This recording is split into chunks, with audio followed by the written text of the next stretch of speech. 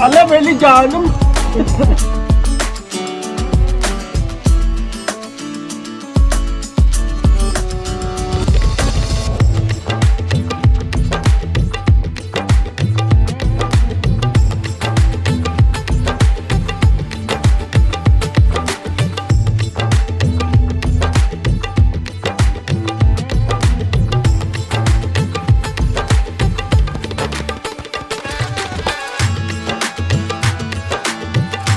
Hello guys, welcome back to my channel. कैसे हैं आप सब? आई होप आप सब अच्छे होंगे। एंड मैं आ गई हूँ आपके लिए एक और नया व्लॉग लेकर।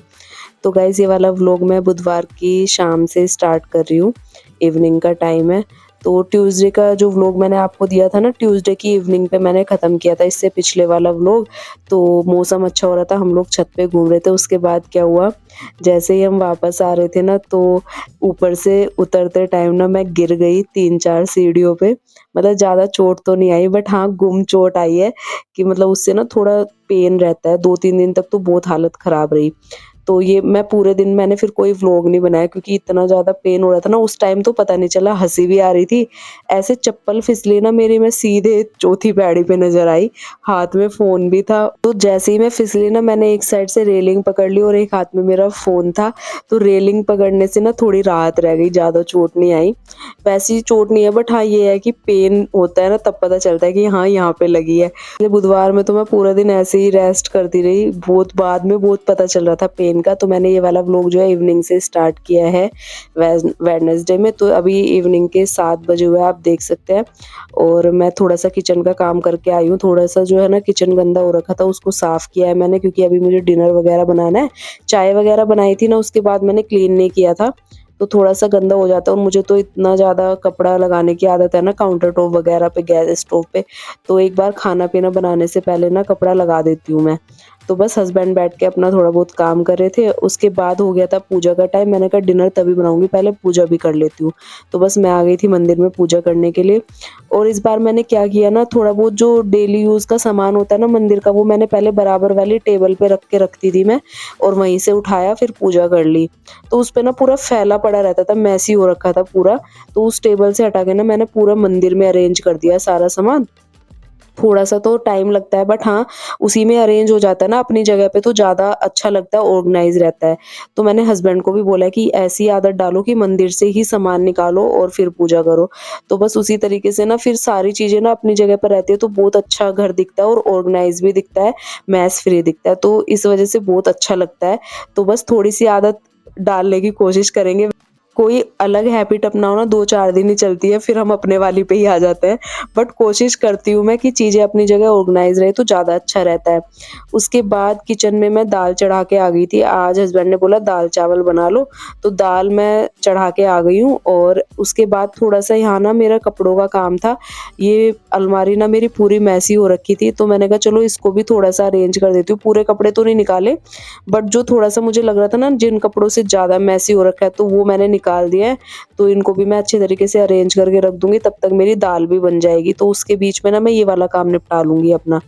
तो क्योंकि सुबह सुबह ना फिर थोड़ा अच्छा नहीं लगता जब हस्बैंड कहते हैं ना ये दे दो वो दे दो, और फिर मैं अलमारी खोलती हूँ ना, इतना बुरा हाल दिखता है इसमें। तो बीच बीच में मैं करती रहती हूँ, बट फिर भी पता नहीं कैसे मेरी अलमारी ना बहुत मैसी हो जाती है, बार बार कपड़े निकालना। और मेरे पास ना बच्चे तो है नहीं, बट मेरी सास का एक बड़ा बच्चा जो बच्चों से भी खतरनाक काम करता है इस तरीके के, अलमारी बिगाड़ने के। और कपड़े जो है ना एक खींचेंगे 4 निकालेंगे, वैसे वाला काम करते हैं।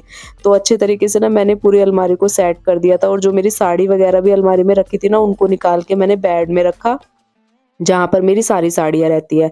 तो यहाँ का भी मेरा काम खत्म हो चुका था। थोड़ी तो अच्छी हुई थी, सारे कपड़े मैंने निकाले नहीं थे क्योंकि अभी इतना टाइम नहीं था। उसके बाद हस्बैंड गए थे मार्केट, कुछ सामान था जो मैंने मंगवाया था उनसे, उनको मार्केट का काम था, तो मैंने भी अपना सामान बता दिया। तो थोड़ा बहुत सामान मंगवाया था, तो ये सब लेके आ गए थे। तो बस यहाँ पर देखिए मैं वही सामान निकाल रही हूँ। अब जो जो यूज़ का है उसको मैं बाहर निकाल लूँ, मुझे अलग रखना है वो मैं अलग रख लूँगी। कोलिन बिल्कुल ख़त्म हो चुका था। जब डस्टिंग करती हूँ ना डेली, तो कोलिन की बहुत ज़्यादा ज़रूरत पड़ती है। तो 1-2 दिन से ना मैं ऐसे ही कर रही थी, और बिल्कुल भी कोलिन के बिना ना मुझे साफ़ नहीं लगता। तो इस वजह से मैंने आज मंगवाया। सर्फ भी ख़त्म होता रहता है मेरा। और अभी जो सामान मंगवाएंगे ना ग्रोसरी का, क्योंकि काफ़ी ज़्यादा सामान बचा रहता है, तो थोड़ा बहुत जो ख़त्म होता है ना वो मैं बीच बीच में ऐसे मंगवा लेती हूँ। जैसे ये विम बार मैंने मंगवाया बर्तन साफ करने के लिए। तो ये कुछ-कुछ चीज़ें जो ख़त्म हो जाती है, बाकी सारी चीज़ें रखी हुई थी, तो इस वज़ह से अभी इकट्ठी ग्रोसरी मैं नहीं ले रही हूँ, पहले वो ख़त्म करूँगी जो रखी हुई है।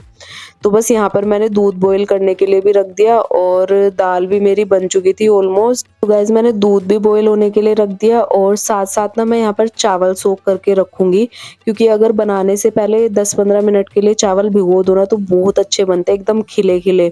और अगर साथ के साथ बनाओ ना तो बहुत चिपचिपे बनते हैं और खिले-खिले बिल्कुल भी नहीं बनते हैं, ये मैंने खुद एक्सपीरियंस किया है।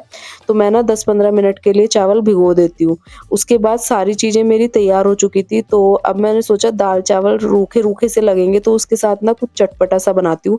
तो यहाँ पर मैंने 5-6 मिर्ची कट की ऐसी लंबी-लंबी और उसको तेल गरम करके उसमें डाल दिया, थोड़ा-सा डाला नमक, थोड़ी-सी हल्दी और उसको ना हल्का-सा फ्राई कर लेंगे बस। और ये मिर्ची ना फ्राई करके आप किसी भी चीज़ के साथ खा सकते हैं, दाल के साथ, जो भी सब्ज़ी आपको पसंद हो उसके साथ आप खाइए, इतनी ज़्यादा टेस्टी लगती है, बहुत ज़्यादा। दाल-चावल के साथ तो मज़ा ही आ गया था खाने। बन भी 2 मिनट में जाती है, ऐसा भी नहीं है कि बहुत टाइम लगने वाला है। तो जभी भी आप कुछ ऐसी चीज़ बनाओ तो ये मिर्च फ्राई ज़रूर कीजिए, बहुत ज़्यादा टेस्टी लगती है। तो आज मैंने ट्राई की, काफ़ी दिन बाद मेरा मन हो गया कि दाल-चावल बने हैं तो फ्राई वाली मिर्च बनाती हूँ, तो बस वो भी मैंने बना ली। उसके बाद अब टाइम आ चुका है डिनर सर्व करने का, तो बस मैं आ गई थी सर्व करने के लिए। सारी चीज़ें तो रेडी हो ही चुकी थी और हस्बैंड कर रहे थे खाने का वेट। तो पहले मैं उनसे पूछ रही थी, मैंने कहा कटोरी में अलग से डालूँ दाल वगैरह? तो उन्होंने कहा नहीं, साथ-साथ चावल के साथ ही डाल लो, क्योंकि ना हमारे यहाँ ना कटोरी में अलग से लेके खाते हैं, बट मुझे अच्छा लगता है कि चावल के साथ लेके खाओ ना और हाथ से खाओ, तब ज़्यादा अच्छे से पेट भरता है। तो और अच्छा भी लगता है खाना, टेस्टी भी लगता है। तो बस मैंने हस्बैंड से पूछ के, मैंने कहा फिर ये कहीं कहे कि इसी में डाल दिया, तो मैंने पहले पूछ लिया था। उसके बाद उन्होंने भी बोला कि चावल के साथ ही डाल दो। तो बस मैंने इसी तरीके से जो है सर्व कर ली सारी चीज़ें। मिर्ची भी रख ली और दाल-चावल भी, साथ में प्लेन छाछ जो कि हम लेते हैं गर्मियों में, ठंडी-ठंडी चीज़ें खाने में पीने में अच्छा लगता है। तो बस यहाँ पर हमारा डिनर हो चुका है रेडी। अब हम लोग करेंगे डिनर। आप लोग भी आ जाइए डिनर करने के लिए।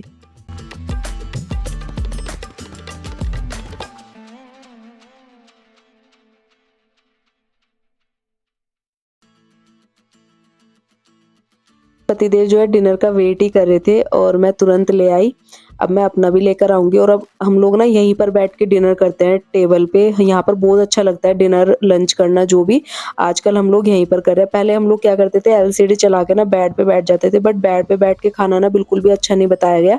और वैसे तो ये चीज़ें पहले से पता है, बट उस टाइम पे ना चीज़ें ऐसे लगता है कि चलो टीवी भी देख लो और साथ में खा भी लो, बट बेड पे बैठ के ना कभी खाना नहीं चाहिए। तो हमने आजकल ये भी हैबिट अपनी चेंज कर ली है। हम लोग ना जो भी हमें खाना होता है हम यहीं पर टेबल पर बैठ के खाते हैं, तो ज़्यादा अच्छा लगता है और साथ में खाते हैं तब तो और भी ज़्यादा अच्छा लगता है। तो और पतिदेव को देखो, एक चम्मच खाया तुरंत ही तारीफ करने लग गए और मुझे ना इनकी यही चीज़ अच्छी लगती है। और जो चीज़ इनको अच्छी भी नहीं लगती ना, पता है क्या करेंगे, पहले तो बोलेंगे बहुत अच्छी बनी है, फिर बाद में बोलेंगे बस थोड़ा-सा नमक कम है। बट कभी भी ऐसे नहीं बोलते कि बेकार बना है या कुछ नहीं, पहले अच्छा बता देंगे फिर नमक कम बता देंगे। मैं तुरंत समझ जाती हूँ, मैंने कहा आज अच्छी नहीं लगी इसका मतलब। कह रहे नहीं-नहीं वैसे तो बहुत अच्छी बनी है, बट थोड़ा-सा बस नमक कम हो गया है, ऐसे करते हैं ये।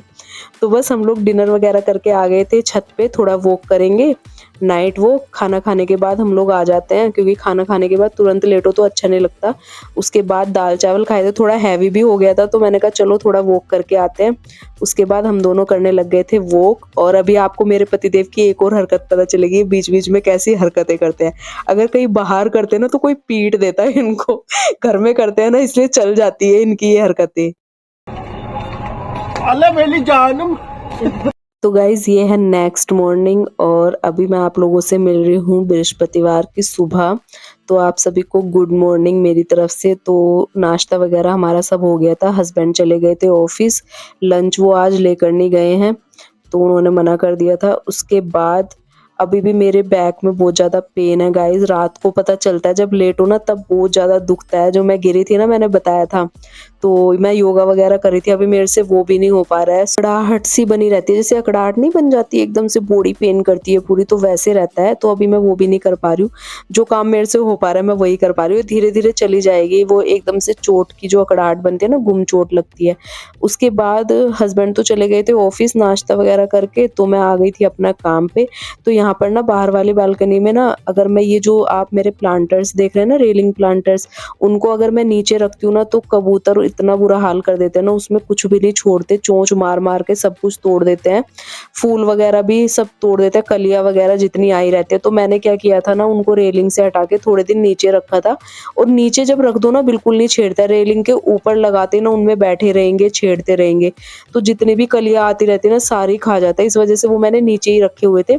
तो जैसे डेली मैं पानी वगैरह डालती हूँ ना उसमें, तो पूरी मिट्टी मिट्टी हो जाती है। तो मैंने कहा आज इसको भी साफ करती हूँ। तो उसी को साफ करने के लिए मैं आई थी। पहले तो मैंने पानी से वाइपर से साफ कर दिया, उसके बाद एक बार पोछा लगाऊंगी।